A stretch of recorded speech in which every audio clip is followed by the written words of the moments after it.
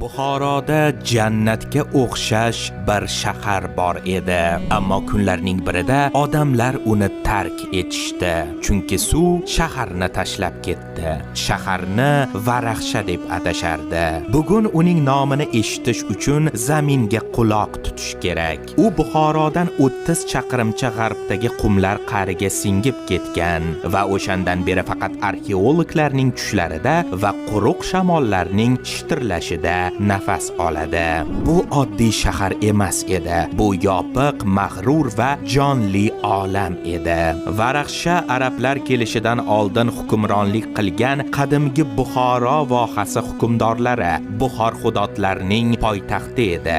Aytishlaricha shahar Buxoroning o'zidan ham qadimiyroq bo'lib, ulug'vorlikda u bilan bellasha olardi. O'sha davr quruvchilari shunchaki devor ko'tarishmagan, ular afsona yaratishgan.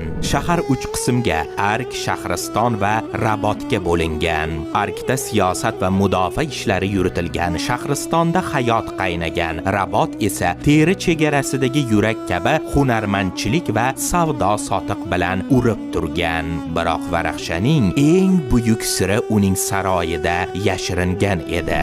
Sharqiy zal, qabul marosimlari va tojdor hokimiyat tasvirlari bilan, qizil zal, ko'zlari g'ayritabiiy nur bilan yonib turgan hayvonlarni ovlash manzaralari bilan, g'arbiy zal, biz hali ma'nosini anglolmagan freskalar bilan.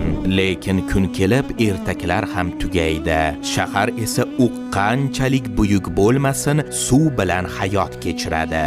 11-asrga kelib ariqlar qurib qoldi. Shamol unumdorlikni supurib ketdi va odamlar kim Buxoroga, kim janubga yo'l oldi.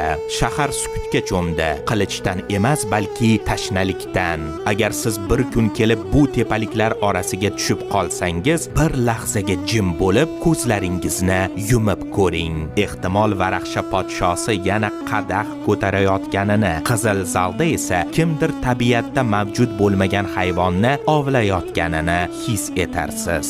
Chunki Varaxsha o'lmagan. U